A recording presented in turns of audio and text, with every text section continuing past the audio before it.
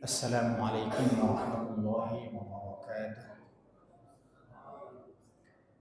Alhamdulillahirabbil alamin. Wassalatu wassalamu ala asyrafil anbiya'i wal mursalin nabiyina Muhammadin wa ala alihi wa sahbihi ajma'in. Rabbi shrah li sadri wa yassir li amri wahlul 'uqdatam min lisani yafqahu qawli. Sidang jamaah sholat maghrib yang sama-sama dirahmati dan insyaallah dimuliakan oleh Allah Subhanahu wa Ta'ala. Kita kembali diberikan kemudahan oleh Allah Subhanahu wa Ta'ala bisa kembali melanjutkan kajian rutin kita pada malam Rabu sekarang ini dalam segmen pelajaran Tauhid. Judul buku yang kita bahas Al-Qaulul Mufid ala Kitabit Tauhid. Penjelasan yang bermanfaat pada buku Tauhid. Selanjutnya jamaah sekalian, kita akan membacakan satu ayat lagi pada surah Al-Qasas ayat 85. A'udzu billahi minasyaitonir rajim. Innal ladzi farada 'alaikal qur'ana laradduka ila ma'ad. Sesungguhnya yang mewajibkan atasmu hukum-hukum Al-Quran, tentu maksudnya Allah Subhanahu wa Ta'ala, dan yang menerima wahyu ini adalah Nabi kita Sallallahu Alaihi Wasallam. Sesungguhnya Allah yang mewajibkan atasmu Muhammad hukum-hukum Al-Quran. La radduka ila ma'ad, benar-benar akan mengembalikanmu kepada hari pembalasan. Al-Qasas ayat 85.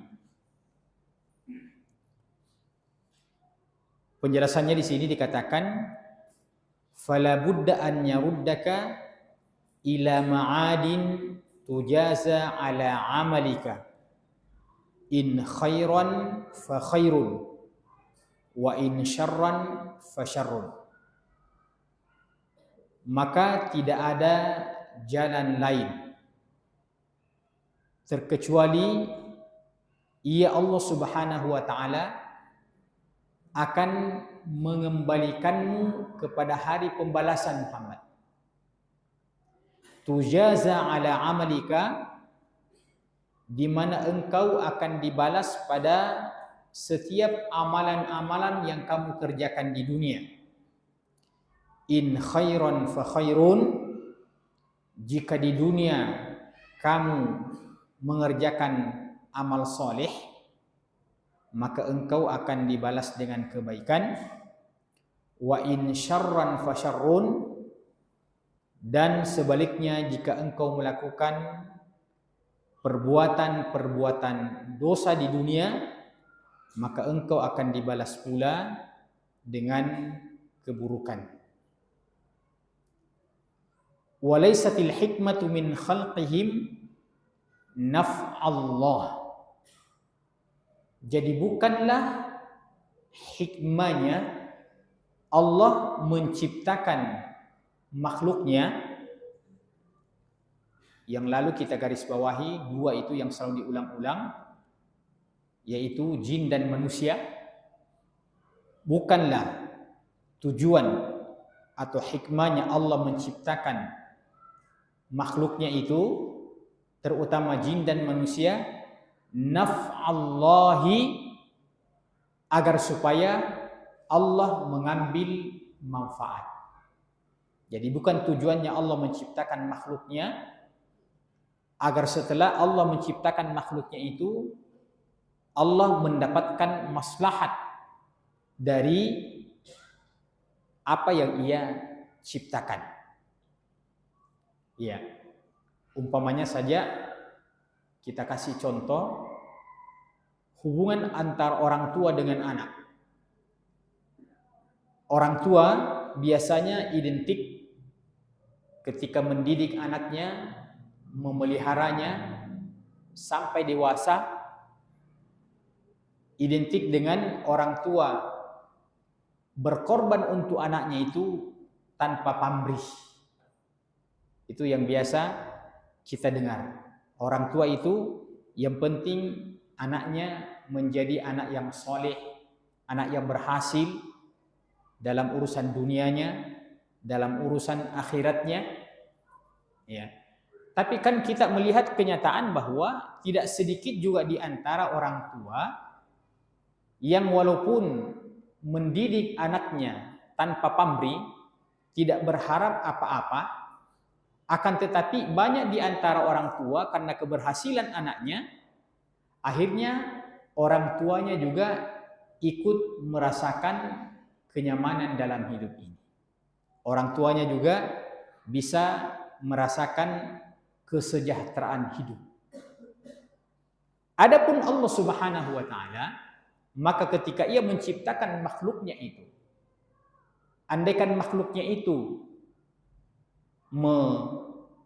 mendapatkan keberhasilan dalam kehidupan ini, istilah kita sukses dalam urusan-urusan apa saja, maka itu Allah Subhanahu wa taala sedikit pun tidak mengambil manfaat dari keberhasilan makhluknya, hambanya.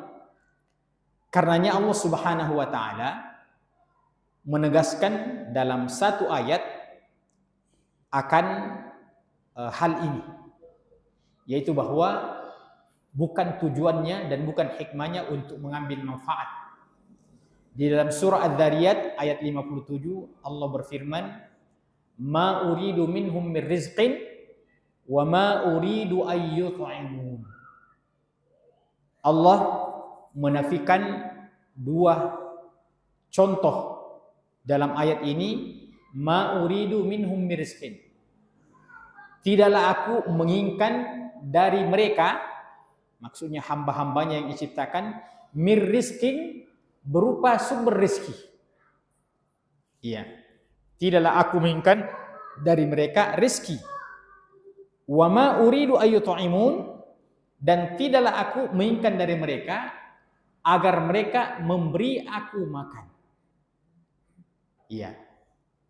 Jadi memang ayat ini mengisyaratkan bahwa kebutuhan yang paling mendesak bagi makhluk itu memang rezeki, lapangan pekerjaan, dan lebih khusus lagi untuk dia bisa melanjutkan kehidupannya.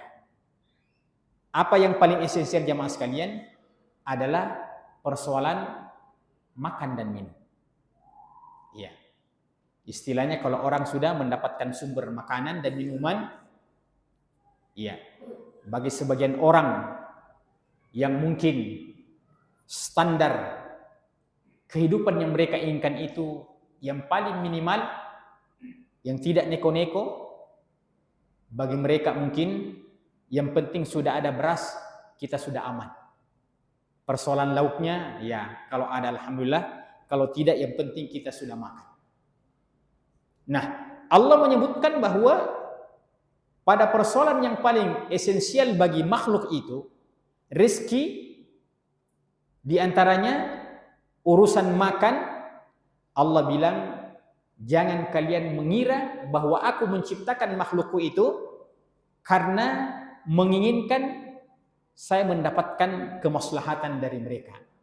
Apalagi mereka aku harapkan untuk memberi makan kepada saya. Di samping memang Allah Subhanahu wa taala Di antara sifatnya tidak makan dan tidak minum, dan bahkan Allah mengatakan ghaniyun 'anil alamin. Allah itu sangat tidak membutuhkan seluruh alam semesta. Iya. Nah, sekarang ada firman Allah Subhanahu wa taala yang disebutkan oleh penulis buku ini yang seakan-akan kontras dengan ayat yang kita sebutkan di atas.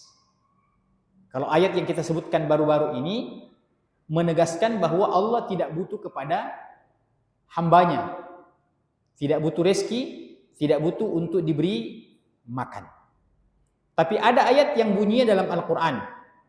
Contohnya di surah Al-Baqarah ayat 245, Allah bilang begini. Man dzalladzi yuqridullaha qardan hasanan fayudha'ifahu lahu adha'afan katsira. Ya, sering sekali saya angkat ayat ini. Siapakah gerangan yang ingin meminjamkan Allah dengan pinjaman yang baik?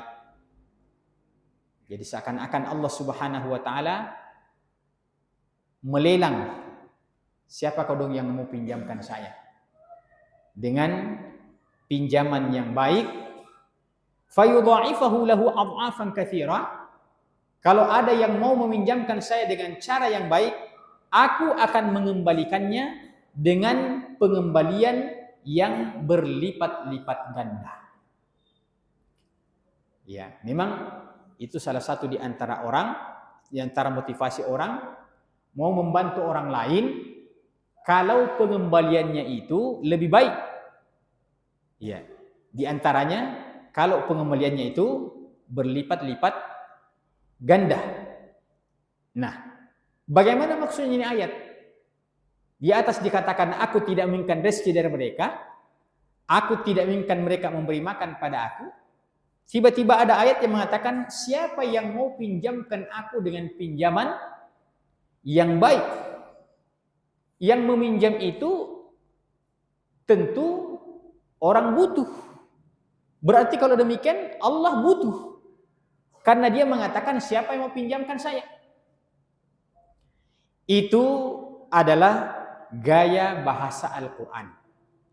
Ini bukan dalam makna yang hakiki, bukan dalam makna yang sebenarnya. Fahadha laisa iqradan lillahi subhanahu wa ta'ala. Ini bukanlah pinjaman benaran yang Allah harapkan dari hambanya. Itu cuma redaksi Al-Quran. Bal huwa ghaniyun 'anil alamin. Tapi Allah itu tidak membutuhkan apa-apa dan tidak membutuhkan siapa-siapa. Lakinnahu subhanahu syabbaha mu'amalata 'abdihi lahu bil qardi. Akan tetapi Allah Subhanahu wa taala memperumpamakan Allah bermuamalah dengan hambanya. Allah berinteraksi dengan hambanya, ya, bil qardi, yaitu seakan-akan diposisikan bahwa Allah itu yang meminjam dan yang meminjamkan adalah hambanya. Kenapa digunakan kata narasi yang seperti itu? Ada maksudnya. Li'annahu la budda min wafaihi. Nah, karena hukum asalnya setiap orang yang meminjam kepada seseorang itu hukum asalnya wajib dia kembalikan. Itu hukum asalnya kita dalam bermuamalah, Pak. Iya. Anda pinjam sama saya, iya. Kita buat akad, kapan kira-kira Anda kembalikan? Iya. Ketika tiba saatnya Anda belum mengembalikan, saya punya hak, bukan saya punya kewajiban, saya punya hak, ya, untuk meminta. Kau cuma bilang 1 bulan, ini sudah masuk bulan kedua, belum, bahkan masuk bulan ketiga. Maka yang punya hak ini yang dipinjam uangnya, dia berhak, bahkan bisa dia marah, bisa dia membawa ya ke pengadilan.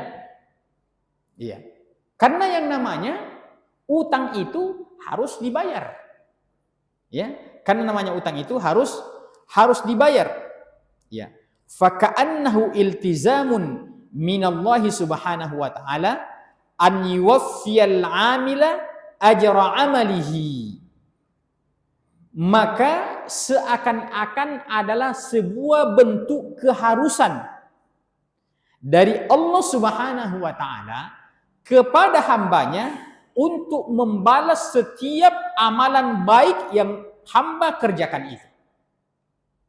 Jadi maksudnya bahwa setiap kita melakukan amalan kebaikan, seakan-akan itu utang bagi Allah Subhanahu wa ta'ala. Begitu maksudnya. Nah, kita baru-baru sholat maghrib ini. Kita sholat maghrib, ya, seakan-akan Allah bilang catat, ya, catat. Saya punya pinjaman. Oke, kau sudah beribadah, kau sudah baca Quran, kau sudah bersedekah, kau sudah membantu orang, kau sudah silaturahim. Catat semuanya itu, tidak ada yang terluput, tidak ada yang tersisakan. Di hari kemudian kelak nanti Allah akan balas itu semuanya. Maka penggunaan bahasa siapa gerangan yang ingin meminjamkan Allah bukan berarti bahwa Allah butuh. Tapi digunakan pendekatan ini sebagaimana orang yang berutang itu wajib membayar utangnya, maka seakan-akan Allah Subhanahu wa ta'ala setiap kita melakukan kebaikan-kebaikan dari hambanya ini, sebenarnya Allah Subhanahu wa ta'ala mau balas kebaikan kita atau mau tidak membalasnya, tidak ada masalah bagi Allah. Tidak ada kewajiban bagi Allah. Ya kan begitu? Iya. Seakan-akan kalau kita ambil contoh jamaah sekalian, kita ini sebagai orang tua, ya, yang sudah berkorban untuk anak kandung kita, segala sesuatu sudah ada bentuk pengorbanan itu. Iya. Maka ada orang yang datang kepada Nabi Shallallahu Alaihi Wasallam. Dia bilang, bapakku habis pinjam uangku, dia belum bayar. Iya, ini contoh kasus. Ada orang yang datang kepada Nabi. Iya, dia bilang, bapak saya sudah pinjam uangku. Mungkin bapaknya mengatakan, pinjam dulu uangmu nak. Iya. Ternyata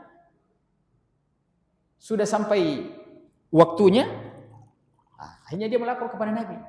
Bagaimana itu hukumnya ya Rasulullah? Bapak saya belum bayar utangnya kepada saya. Apa kata Nabi Shallallahu Alaihi Wasallam? Apakah Nabi mengatakan, ya berdosa itu bapakmu itu kalau begitu? Nabi melampaui apa yang dibayangkan oleh orang yang bertanya. Nabi bilang, anta wa maluka li aibika. Kau dan seluruh hartamu itu milik orang tuamu. Nah, sudah minta? Kau mau bilang bapakku punya utang sama saya? Jangankan kau, jangankan hartamu, kau saja itu miliknya orang tuamu. Ya, hartamu dan kau itu miliknya orang tuamu. Artinya kalau orang tua tidak mengembalikan, dia tidak berdosa. Ya, dia tidak berdosa. Kenapa? Karena kedudukanmu itu adalah haknya orang tuamu. Maka Allah ketika mengatakan man dzalladzi yaqullahu qardan hasanan, itu dari sisi bahwa pasti Allah akan menyelesaikan itu. Pasti Allah akan menyelesaikan itu. Bagaimana bentuk detailnya Allah menyelesaikan itu? Kita hafal ayatnya. Faman ya'mal mithqala dzarratin khairan yarah wa may ya'mal mithqala dzarratin syarran yarah. Barang siapa yang melakukan kebaikan sebiji atom. Iya. Atom itu Pak masih lebih kecil daripada debu. Kalau debu itu kita masih lihat Pak. Iya. Bahagian terkecil daripada benda itu namanya dzarrah. Kata Allah, siapa yang melakukan kebaikan sesedikit apapun, sekecil apapun, Allah akan memperlihatkannya. Allah akan memperlihatkannya.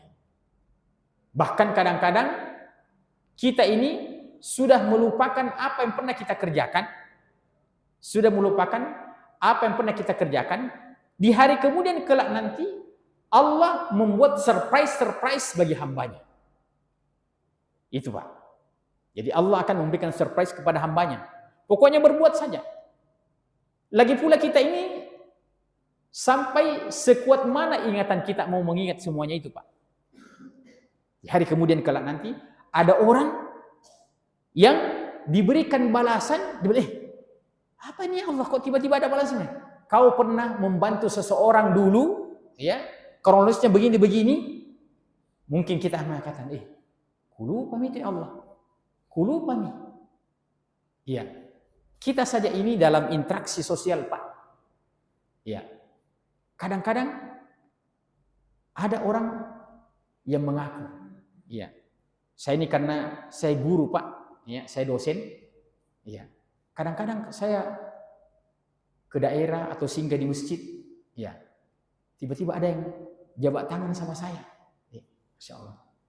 Bilang, masih ingat Ustaz? Bilang, siapa dia? Bilang, kita pernah ajar kak dulu. Masya Allah. Langsung tuh kita berakting, ternyata muridku ini. Ya, itu coba bagaimana? Itu baru di dunia. Iya, pernah saya kasih materi di daerah Kolaka. Ya, itu dihadiri oleh ketua MUI Ketua MUI Lasusua waktu itu. Ketika saya tahu bahwa ada ketua MUI, ya ada perasaan sedikit, ya segan-segan, ya ada ketua MUI. Ya, tapi saya sampaikan saja. Ya, ternyata selesai acara, datang, ya, kita ramah-tamah di situ. Ternyata ketua MUI ini, Masya Allah, dia pernah belajar di Ma'had Al-Bir, di Unismu. Dia bilang, pernah kita ajar kak dulu Ustaz. Langsung hilang nekirek kok sebelum muridku dia balik ini. Ya, itu contoh bahwa di hari kemudian kelak nanti bisa saja ada orang yang dibuat kaget oleh Allah Subhanahu wa taala. Yang dia tidak pernah ingat, yang dia tidak pernah bayangkan, yang penting karena dia beramal karena ikhlas, itu tidak ada yang dilewatkan oleh Allah Subhanahu wa taala. Man dzalladzi yuqridullaha qardan hasanan fayudha'ifahu lahu adha'afan katsira.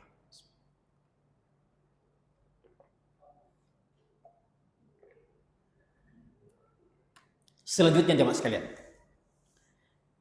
dikatakan di sini, ya, faka'annahu iltizamun minallahi subhanahu wa ta'ala. Ya, maka ini seakan-akan dia bentuk keharusan dari Allah Subhanahu wa taala. Seakan-akan dia bentuk keharusan dari Allah Subhanahu wa taala, karena setiap amalan yang dikerjakan oleh sang hamba pasti Allah Subhanahu wa taala, maka dia seakan-akan orang yang berutang, dan yang berutang itu wajib untuk membayar utangnya kepada orang yang memiliki daripada piutang tersebut. Iya. Jadi itu tidak ada pertentangan, ya, antara yang kita sebutkan tadi,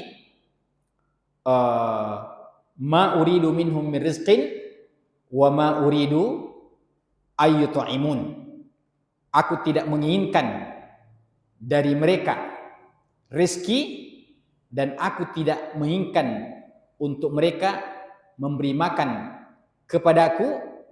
Tidaklah bertentangan dengan ayat yang mengatakan, man dzalladzi yuqridullaha qardan hasanan fayudha'ifahu lahu adha'afan katsira.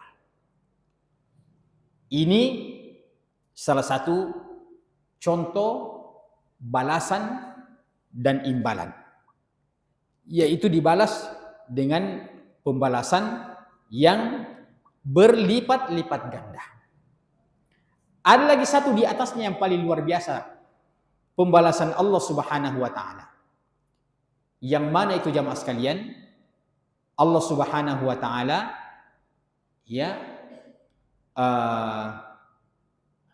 mengatakan innama yuwaffas sabiruna ajrahum bighairi hisab. Innama yuwaffas sabiruna ajrahum bighairi hisab. Sesungguhnya Allah Subhanahu wa taala menyempurnakan pahalanya seseorang. Menyempurnakan pahalanya seseorang. Berapa pembalasannya? Kalau sebelumnya dikatakan yang berlipat-lipat ganda. Kalau ini di atasnya lagi bighairi hisab, yaitu tanpa batas. Iya. Yang mana kira-kira lebih banyak Pak, berlipat ganda atau tanpa batas? Ya, tanpa batas. Karena kalau dibilang berlipat-lipat ganda, walaupun berlipat ganda tetap ada batasnya. Berlipat ganda, berapa kira-kira lipat gandanya? 10 kali, berarti itu yang berlipat ganda. Tapi kalau bighairi hisab, tidak ada lagi lipat-lipat gandanya. Iya, kayak meteran PDAM, tidak ada lagi meterannya, loss. Ya, loss. Iya. Biasanya kalau begitu ya tidak membayar. Ya, tidak membayar karena rusak meterannya, ya. Rusak meterannya. Iya. Kemudian jamaah sekalian, selanjutnya saya lihat dulu.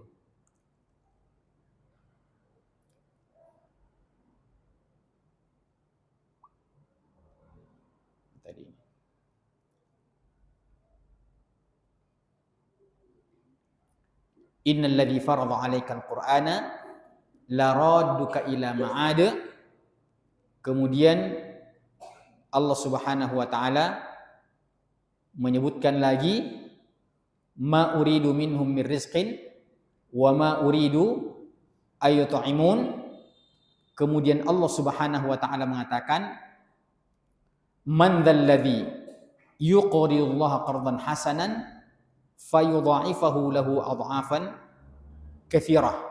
Siapakah yang ingin meminjamkan Allah Subhanahu wa taala dengan pinjaman yang baik? Apa itu yang baik, Pak? Apa itu pinjaman yang baik? 2. Yang pertama, yang baik itu menurut agama yang paling ikhlas. Yang paling ikhlas itulah yang masuk dalam kategori yang paling baik. Yang kedua, yang paling baik itu adalah yang paling sesuai dengan yang dicontohkan oleh Rasulullah sallallahu alaihi wasallam. Yang dicontohkan oleh Rasulullah sallallahu alaihi wasallam. Apatah lagi kalau ibadah itu masuk dalam kategori ibadah-ibadah murni. Apa contohnya ibadah-ibadah murni? Salat, puasa, haji, zakat, zikir, ya. Itu semuanya masuk dalam kategori ibadah-ibadah murni yang harus memenuhi 2 syarat sehingga dikatakan sebagai amalan yang terbaik. Allah mengatakan dalam surah Al-Mulk, huwallazi khalaqal mauta wal hayata liyabluwakum ayyukum ahsanu amala. Dialah Allah Subhanahu wa taala yang sengaja merancang ada kehidupan dan ada kematian. Jadi Allah yang menciptakan kehidupan dan kematian. Iya. Jadi memang itu sudah merupakan ketetapan Allah, ada kehidupan dan ada kematian. Iya. Ada satu keadaan yang manusia tidak akan mengalami kematian. Apa itu jamaah sekalian? Keadaan manusia yang tidak mengalami kematian. Kalau mengatakan, aduh, andai kan bisa kita tidak mati, bisa kita tidak mati, Pak. Yang penting kita tidak pernah hidup. Yang penting kita tidak pernah hidup. Maka selama kita dijadikan sebagai makhluk hidup oleh Allah Subhanahu wa taala, maka pasti ya lawannya kita akan mengalami yang namanya kematian. Nah, apa kata Allah Subhanahu wa taala? Huwallazi khalaqal mauta wal hayata liyabluwakum ayyukum ahsanu amala. Mana di antara kalian yang terbaik amalnya. Jadi Allah yang menetapkan ada kehidupan, ada kematian, agar Allah menguji lewat dua keadaan itu, mana di antara kalian yang terbaik amalnya. Kata ulama, yang terbaik itu yang kita sebutkan tadi, akhlasuhu wa aswabuhu. Akhlasuhu wa aswabuhu. Yang paling ikhlas dan yang paling benar. Yang paling ikhlas dan yang paling benar. Saya ulang kembali, ada paling minimal 5 kriteria sebuah ibadah itu dikatakan ibadah yang benar. Ibadah itu dikatakan sebagai ibadah yang benar ketika terpenuhi minimal 5 syarat. Berarti masih ada lebih. Tapi paling kita minimal 5. Ada yang bisa sebutkan dari 5 itu? Apa kira-kira? Oh, amalan ini, sholat ini benar. Iya. Itu harus terpenuhi 5 syaratnya. Saya ulang lagi kalau begitu. Padahal sudah sering saya sebutkan ini. Yang pertama, kalau caranya itu sesuai dengan cara yang dicontohkan oleh Nabi. Iya.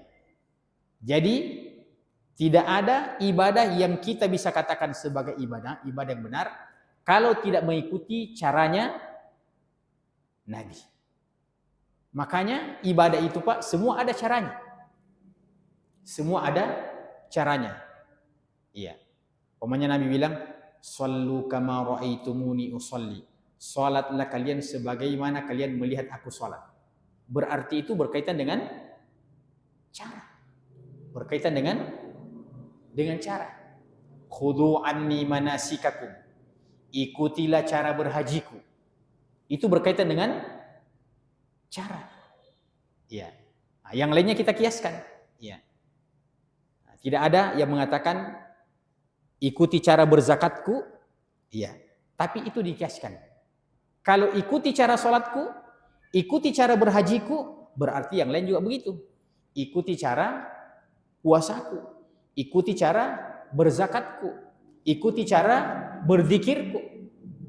Ya, begitu. Yang kedua, bantu-bantu. Dikatakan ibadah yang benar kalau mengikuti caranya. Yang kedua, mengikuti waktunya. Mengikuti waktunya. Sudah benar caranya sholat, Masya Allah. Cara takbirnya, cara meletakkan tangan, cara rukuknya, cara sujudnya. Sudah benar dari pertama sampai salam. Iya. Tapi waktunya yang belum masuk. Waktunya belum masuk. Umpamanya sekarang ini belum masuk waktu Isya. Nah, kalau kita sholat Isya sekarang, secara hukum fikih tidak sah sholat Isya kita, Pak. Walaupun cara takbirnya kita sudah mengikut Nabi. Karena belum masuk waktu. Karena Allah mewajibkan ibadah itu dikerjakan pada waktunya. Iya, kita mau puasa Ramadan. Itulah membuat kita berbeda pendapat. Bagaimana kira ini? Pendekatan ru'yah atau pengahiran? Itu intinya karena mau waktu. Itulah membuat para ulama berbeda pendapat. Kalau di negeri ini bahkan ormas-ormas Islam bisa berbeda pendapat. Iya. Itu karena ibadah berkaitan dengan waktu. Inna sholata kanat 'alal mu'minina kitaban mawquta. Sesungguhnya salat itu adalah sebuah kewajiban yang telah ditetapkan waktunya oleh Allah Subhanahu wa taala. Dan semua itu terperinci, Pak. Semua itu terperinci, Pak. Iya. Kita bilang lagi. Jadi bagaimana caranya mengetahui masuknya waktu-waktu salat itu? Ada penjelasannya lagi yang lebih terperinci dari Nabi Shallallahu Alaihi Wasallam. Iya, ini berkaitan dengan masalah waktu. Mengatakan bagaimana cara pendekatannya itu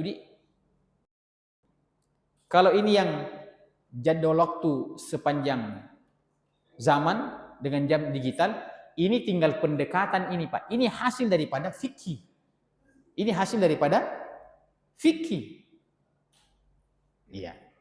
Maka Nabi Shallallahu Alaihi Wasallam menyebutkan di dalam hadis bahwa waktu sholat duhur itu apabila bayangan sebuah benda itu belum keluar sedikit pun dari benda aslinya. Umpamanya, botol ini kita letakkan di tengah matahari. Botol ini tidak mengeluarkan bayangan. Ya. Bayangannya itu masih ada di pantatnya nih botol. Ya, berarti itu belum masuk waktu duhur. Kapan dia masuk waktu duhur? Ya. Apabila bayangan suatu benda itu sudah keluar menonjol walaupun sedikit ke arah timur,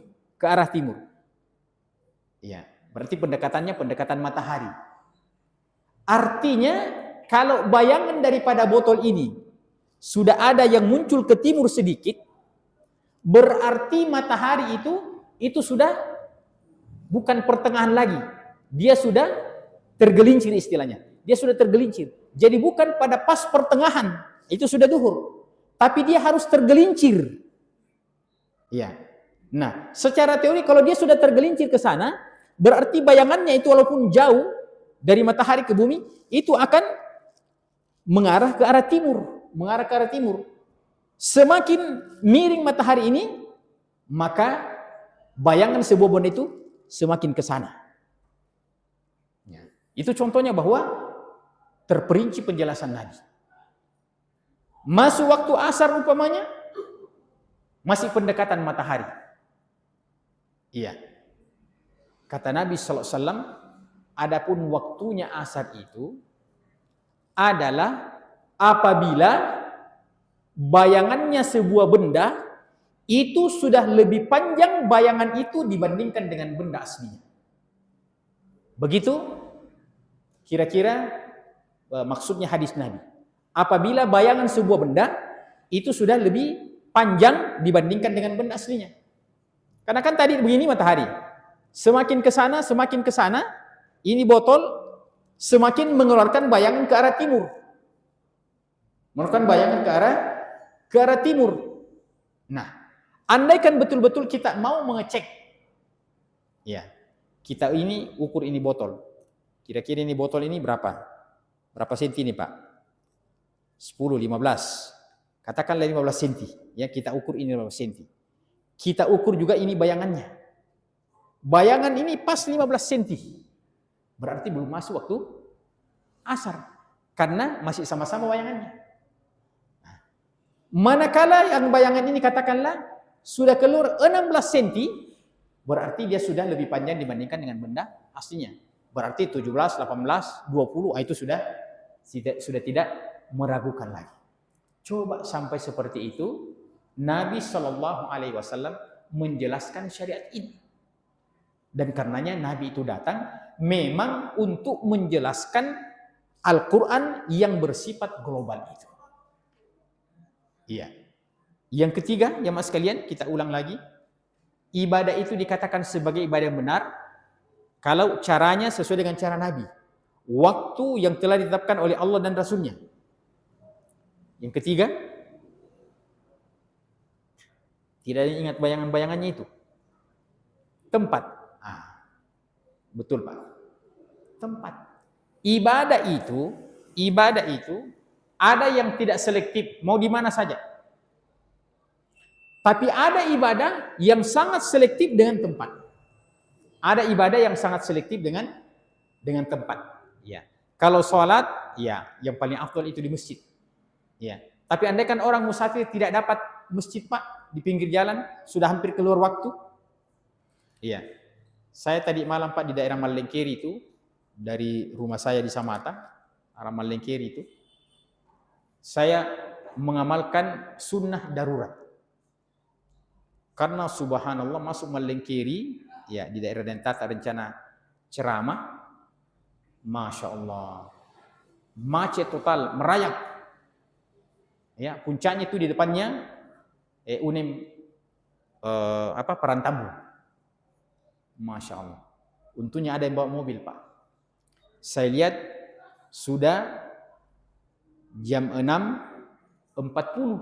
Sudah jam 6.40. Tidak ada juga bisa kita bilang kita singgah. Bagaimana caranya? Nah, saya teringat. Ada namanya kondisi darurat. Saya bilang saya membawa mobil, saya mau sholat ya. Alhamdulillah kebetulan menghadap ke arah kiblat. Ya, miring-miring sedikit artinya mudah-mudahan Allah maafkan. Saya sholat ya. Saya sholat di mobil Pak. Sholat maghrib di mobil. Ya. Darurat. Ya. Ruku, ya. Sujudnya di dashboardnya mobil. Ya, gitu. Ternyata setelah selesai sholat Pak, ya. Memang sudah dekat itu masjid itu, tapi subhanallah kurang 6 menit jam 7 baru saya sampai di situ. Ya, kurang 6 menit baru saya sampai di situ. Ya, setelah lihat waktu, ya, alhamdulillah kita datang sholat isya saja. Ya, karena sudah tidak ada waktu untuk kita ceramah. Lebih baik kita tunggu waktu saja baca-baca Quran. Ya, itu contoh bahwa ibadah itu selektif. Ya, ibadah itu selektif, kaifiyahnya, kemudian waktunya, kemudian tempatnya, ya. Ada yang di mana saja. Puasa yang penting Ramadan di mana saja. Nah, itu sudah bisa. Ya. Tapi ada yang berkaitan dengan tempat.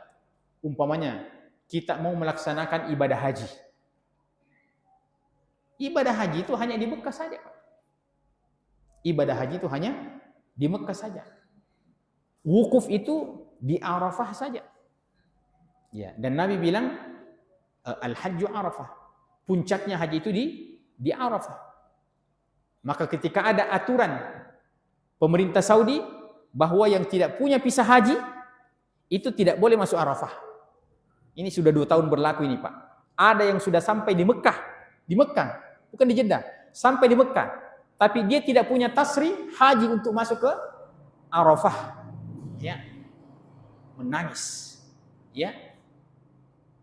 Hangus uang, Allah yang maha mengetahui. Tidak sah hajinya karena tidak dapat ya di Arafah.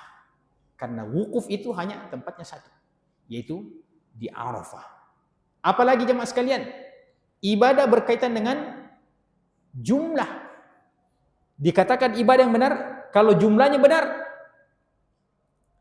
Ada ibadah-ibadah yang tidak mengatur jumlah, umpamanya zikir tanpa batas. Nah, itu tidak perlu dihitung. Umpamanya kita jalan pulang ke rumah, tidak perlu subhanallah, tidak perlu. Ya, karena itu namanya zikir mutlak. Sebut saja sampai seberapa. Iya. Tapi ada yang terbatas. Ada yang terbatas jumlahnya. Jumlah salat wajib. Ya. Tidak boleh ditambah, tidak boleh dikurangi. Ya. Ada hal-hal yang sifatnya terbatas juga walaupun hukumnya sunat. Umpamanya bacaan-bacaan setelah sholat. Ya. Ada yang cuma 3 kali ya, astagfirullah, astagfirullah, astagfirullah. Ya, ada yang 33 kali, subhanallah, subhanallah, subhanallah, subhanallah. Ya, tidak boleh mengatakan, kenapa kamu mesti dihitung lagi, terserah kita.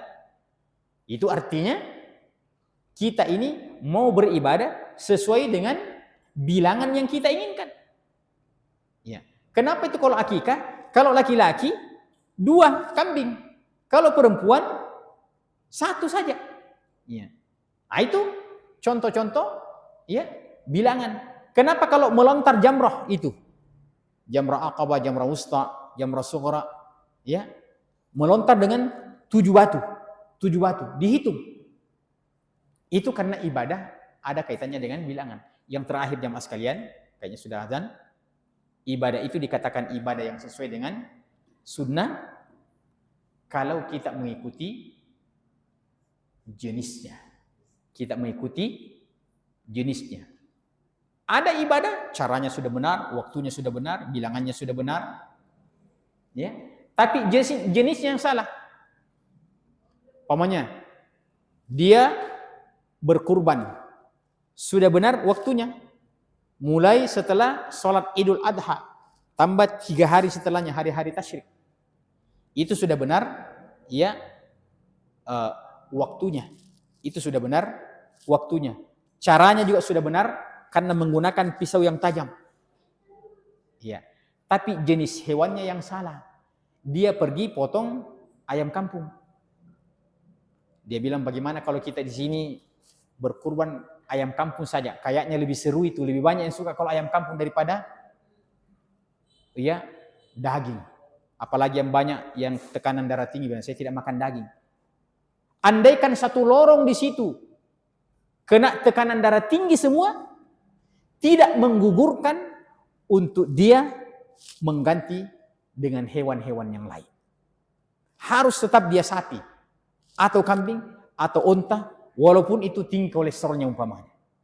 Karena ibadah itu ada yang berkaitan dengan jenis dan bukan cuma persoalan makannya saja. Bukan cuma persoalan makannya itu namanya ibadah.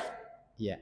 Betul itu kalau selain daripada yang 3 ini kita sudah makan, akan tidak. Tetapi pesan filosofi yang pernah dilakukan oleh Nabi Ibrahim itu tidak terwakili. Tidak terwakili dalam ibadah tersebut. Iya. Ada juga orang yang tidak menyembelih tapi langsung saja pergi ke pasar beli daging, kira-kira kalau 1/7 sapi itu kira-kira berapa? Dia bilang, ya kira-kira kalau saya beli 15 kilo daging ini itu sudah setara dengan 1/7. Dia pergi menyerahkan, bilang ini saya punya daging ini. Ya. Untuk simpelnya saya beli di pasar saja tadi 15 kilogram. Apa bedanya? Kita katakan tidak masuk dalam kategori kurban karena kurban itu harus diniatkan ketika disembelih tujuannya untuk kurban. Itu yang dijual tadi itu penjualnya melakukan itu karena tujuannya untuk menjual. Tidak kena. Begitulah ibadah sangat terperinci jamaah sekalian yang kita harus mengikuti petunjuk Allah dan petunjuk Rasulullah sallallahu alaihi wasallam. Demikian, semoga bermanfaat. Subhanakallahumma bihamdika asyhadu an la ilaha illa anta astaghfiruka wa atubu ilaik wa akhiru da'wana alhamdulillahirabbil alamin. Wassalamu alaikum warahmatullahi wabarakatuh.